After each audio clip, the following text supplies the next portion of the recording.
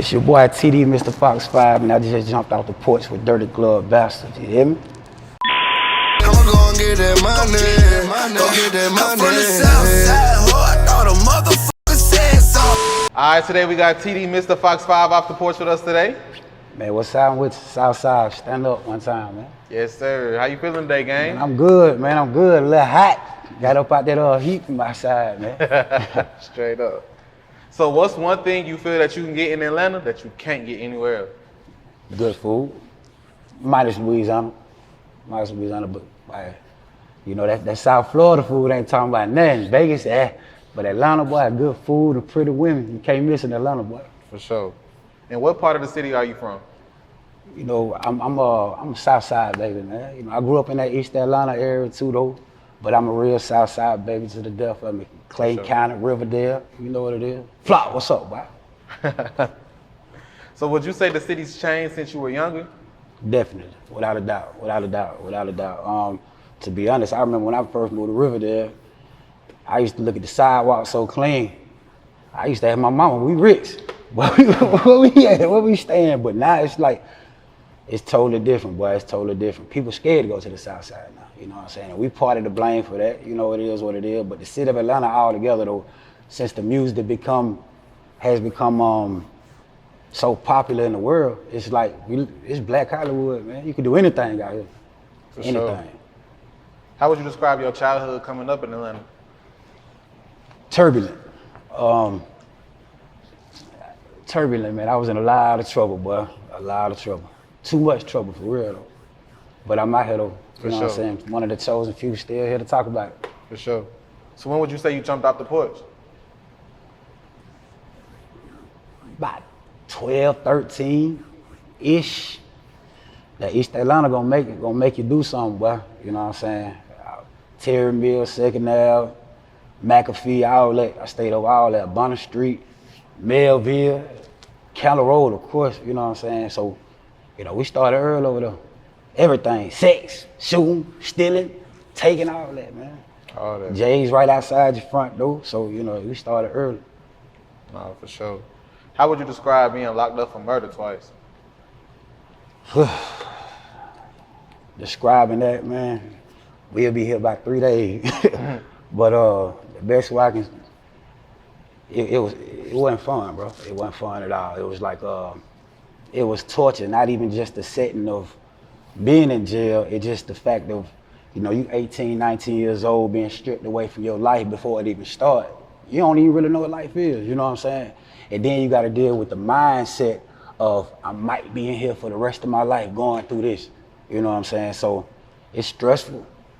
It takes a lot of reading, working out, and people talking to you to even keep your mind calm, because truth be told, you know, a lot of men ain't gonna tell you they still deal with a lot of that, and it's, you know, we know now it's PTSD, you know what I'm saying? So I still deal with a lot of it to this day, you know what I'm saying? I went to Wright Street on my first, and that ain't my side, you know what I mean? But first night in there, seeing somebody get stabbed up in the head over some cigarettes that he was just smoking, wish I would've known. Oh, come on, man, I was 18, but I thought I knew what I wanted in life. Boy, I called my dad. It's real. The people ain't gonna tell you how this either. Boy, I called my dad. I said, boy, I don't think I want this life, boy. I ain't with this. I just seen somebody get stabbed in the head 3 times over some cigarette, boy. And I'm out here in the dorm. I gotta sleep on the floor on the outside. But I ain't learned my lesson. I kept going, and seen things that I ain't seen since, you know what I mean? But still ain't learned my lesson, bro. Still ain't learned my lesson. I was young, dumb, and trying to figure out life and what I wanted to do. That Southside Mafia came with me, and we was tripping, bro. You know what I'm saying? Tripping hard. That led me to another case in Clayton County. You know what I'm saying? All over the news, hence the name Mr. Fox 5. You know what I'm saying? But quick, easy, long story short type of situation, man. It was hell, bro. Literally, it was hell. You know what I'm saying? That's the best way I can describe it. Don't nobody want to sit in no little bitty room, toilet, while your boy shitting, you gotta turn over, you know what I'm saying? Shit might splash on you in the bed, you know what I'm saying? But It just, I had an uncle that did 27 years in Angola, so I already knew what the stay down was like from my point of view anyway, but now I'm going through it, so it was crazy, man. It was crazy. It was crazy, bro. Definitely don't want my son to ever, you know what I'm saying, go through nothing like that, experience nothing like that. No, sure. for real. How would you describe being locked up in federal prison? Well, the feds, I put it like this. In a state, you're around people that's local, you know what I'm saying? You pretty much know how people move, how they gonna act, if they from this part of the city, that part of the city, or down south, or up north, wherever you at. And we know we from Atlanta, so Valdosta, Savannah, you know, it'd be like a weird little inner beef or whatever, but in the feds, it ain't none of that. You don't know where you going. They might send you to Puerto Rico, West Virginia, New York, New Mexico, places you ain't never even been or even thought about going. So that was a lot more complicated, I say, you know what I'm saying? Because you there with people that's literally from all over the world, people coming here and get caught up. I actually got stabbed in there, you know what I'm saying? By some Migos, by something dumb as hell by the TV, you know what I'm saying? But the feds, overall, the policies is cleaner, better food, but you gonna walk around that thing while somebody gonna have a knife this big, what? You know what I'm saying? And you don't know where they coming from. Cartels in there, Russian Mafia, everybody. Now a lot of it was John Gotti Jr., man. Damn. For real. Michael Vick was in there while we was in there, John Gotti Jr., all the BMF. Shout out to BMF, boy. Blue Da Vinci, that my boy. It was crazy though. We were locked up in that time span, so everybody who really was from the city that had something going on, we was in there with all them folk, boy. For real, it was crazy. But overall, I gotta say it was a little bit better, you know, where I was. I ain't really make it to no bad places. I was only in there like 2 years, you know what I'm saying? For sure. So I would rather deal with their facilities than the state facilities anyway. But them feds gonna give you them big ass numbers too though, so. What would you say is the biggest life lesson you learned growing up? Going through all that? Growing up. Growing up, don't trust too many people. And definitely keep that pistol play to a minimum, kid. Don't put it unless you gotta use it. It ain't even worth it, you know what I'm saying? And you can see that right now still to this day. I just had a partner get killed last week, Mills. I don't know if y'all heard of Mills. Mill Ticket. Yeah, he from out that way. Long live that boy. You know what I'm saying? It just, that pistol shit gets you in way too much trouble. If you gotta do it, do it. Other than that, but put them hands up one time. And that's that. I say that, I preach that to all these young niggas out here, man. Put your hands up and stop grabbing the gun every time, nigga. Other than that, stay out the way, man. Stay out the way. I got my mama locked up. My mama got locked up. My daddy got locked. My whole family, even my whole immediate family, no bullshit, got locked up behind me, man. And I wouldn't take none of my folks through that no more. So I guess the biggest thing to answer your question is just really stay away from the pistols and stay out the way, period. Stay out the way. And don't trust these niggas, man. Don't trust these niggas, boy. For sure. So when would you say you started making music? When I was about 15. When I was about 15, I had a little group on the east side on Kennel Road called Young Ones. And them tried to snatch us up at one point. And it was cool. You know, it wasn't that major yet. But when I turned about 17, like I said, we started at Southside Mafia. But that thing went through the roof, boy. Through the roof, literally, instantly. Now I would say I was probably about the 10th grade, 11th grade-ish. Who would you list as some of your musical influences? Troy, 3-6. I used to listen to 8 Ball a lot, MJG a lot. But definitely, all that No Limit. But I would say, as far as my music is now, mostly, probably like, as a solo artist, probably like Jeezy, for real.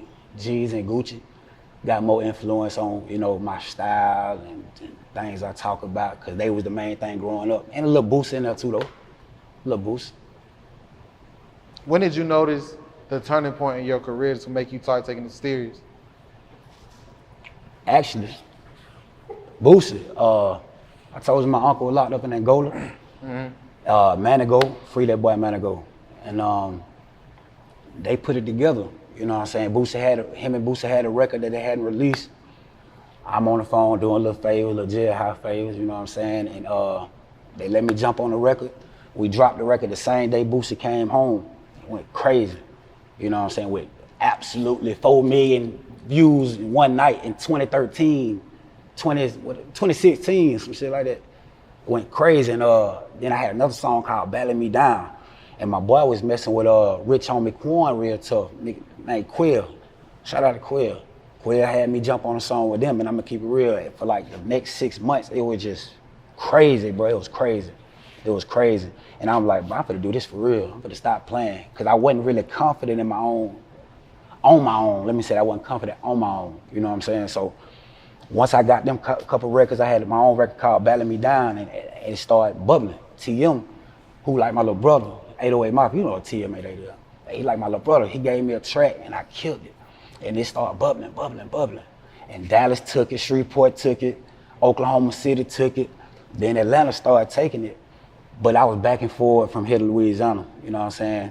Really, you know, I was still kind of young, kind of finding myself or whatever. And after that, I came back to Atlanta, bro. And they kept telling me, man, what is you waiting on, boy? But you know, way too many people out here, man, to really not be taking this shit serious. Take it serious. Like, I don't care if you go get you some producers. You want to make some money, go get you some producers. So I did that. And everybody was like, boy, all these ideas you keep telling everybody else to say on these records, bro, you say it, bro. And I started saying it. That led to, you know, some decent music, some real decent music and relationships. And I caught that one with Mo3 right before he died. And boy, it was over with. It was over with. Southside came in and gave me a couple tracks. I just started feeling myself. I felt like a giant, boy. Like I was an 8-foot giant. I ain't never 5'10", boy. Yeah. What's your current thoughts on the rap game now? I actually like how it's turning back. It's not so much pressure on Atlanta to come up with every hit now. So you got Memphis back on the scene, you know what I mean? You got Texas back on the scene, you got Louisiana back on the scene. So it's kind of spread out, you know what I'm saying? As far as the South, I don't know how the North running or whatever, but you know, I'm talking about the South. I love it, bro. I'm gonna keep it real. Everybody got their own ideas. It ain't just straight rap. You got rapper singers. You just got so many different varieties of music. And I'm slick, a connoisseur. I like all kind of music. I listen to country, but people don't even know that. I listen to country music, pop music. I listen to all that just to get my own ideas and really listen about what the world's talking about, what they want to hear.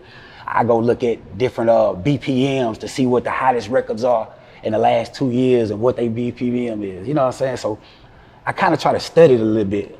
But I love the way music going right now because like, it's bigger. It's bigger than ever. It ain't just straight Run DMC, no shots out, no shot at them. But I'm saying it ain't just rap. People actually coming up like, little baby, man, that man did a song with Kirk Franklin, boy. I said, boy, that's major, boy. You telling me we can go over there and do church music if we want to now? Yeah. They opening up doors and they might not even realize it, you know what I'm saying? But I love the way music going. I love it, boy. I love the way where the music at for real. Cause it's in everything. It's literally in everything, which opened the doors for anybody who want to do it. You ain't even got to be the biggest rapper in the world. You could be low key in your own spot and go get a plug on 2K, and now you popping. You know what I'm saying? I love it though. I love it. It's everywhere, and it's a lifestyle too though. For sure. Talk to us about your upcoming project, Bandemic. Bandemic. It just dropped. The only real big feature I got on there is Mo3. Ace Red on there. Ace Red got a lot of records he done penned for people over the last about year or so. That Pardon Me for T.I., that's my boy. You know what I'm saying? So he got that record. But I put a lot of time and effort into this professionally, you know what I'm saying? So I'm hoping it resonate with the world. First the city, you know what I'm saying? Really first my side. You know what I'm saying? First the Southside, along with the Southside, love it and take it. I'm happy, you know what I'm saying? The city get it, I love it. The world get it, great, I can't wait. Cause my dream always been like to see 10,000 people, a sea of people, you know, singing my music at the same time. That's just one of my dreams. It used to be sit on the couch at 106 Park, but we know that's dead. So yeah. But it's I put a lot of thought into it though. A lot of time, money, and I really think people gonna like it though. I think it's legit my most complete project this far, or thus far, whatever. I'm ready for the world to hear it, bro. For real. Sure. I think it's Southside did his thing on there, MP did his thing on there, TM did his thing on there. I hope they like it. They ain't really heard it either though. Yeah. Yeah, Southside probably hit some of this shit tomorrow though. I'm on the way to Miami about an hour or two. Soon we done, you know what I'm saying? So for sure. Talk to us about 8traps label and clothing line. 8traps. So that's basically saying they said that you had to have 7 different incomes to be wealthy. So I took a negative connotation on what they call income. We call it traps. You know what I'm saying? Everything is a trap. So if you need 7 of them to be wealthy, you're gonna need 1 to really do what you want to do and have fun. You feel me? So that's how I came up with the 8trap situation. You know what I'm saying? And it just made sense. Everybody love it. It's the clothing line. You know, I got it on. I ain't gonna come on here wearing Gucci and Louis and all that shit, and I got my own line. I'm gonna come in here draped up in mine. You know what I'm saying? Let them see it. But it's a real positive thing. I don't have nobody negative in it. The circle's small, but I got a strong team. We really pushing. Website, store. I'm working on the storefront right now. I've been working on that for a couple months. But if they want to get it, man, come holler at me. 8traps to death. Everything 8traps. 8traps, man. Come get it. For sure. We got flavor for everybody. Men, women, children, all that. Babies. All that. Swear. Happy. So what else you working on right now? We got the label up and going. We trying to find an artist. We're trying to find a couple artists actually. We want an R&B artist. We want a straight rap artist. Then we want a little baby singing rap type artist. You know what I'm saying? But we definitely looking for artists. Other than that, we pushing me right now. You know what I'm saying? It's me and I got one business partner, Jug, who should have been here, but he ain't here. You know, he got a little daddy duties today or whatever. But now, we trying to take up through the roof. We doing, promotion, like club promotions and shit, booking artists and all that shit to let our artists get seen. Matter of fact, we got something coming up with Dirk and Mulatto in August. Just locked in today, matter of fact. Just locked that shit in today. That's in August. Y'all see that. You'll see it by the time, you know what I'm saying? But man, I just love music, so anybody who want to do it, holla at me. We putting budgets behind them people, but it got to be right.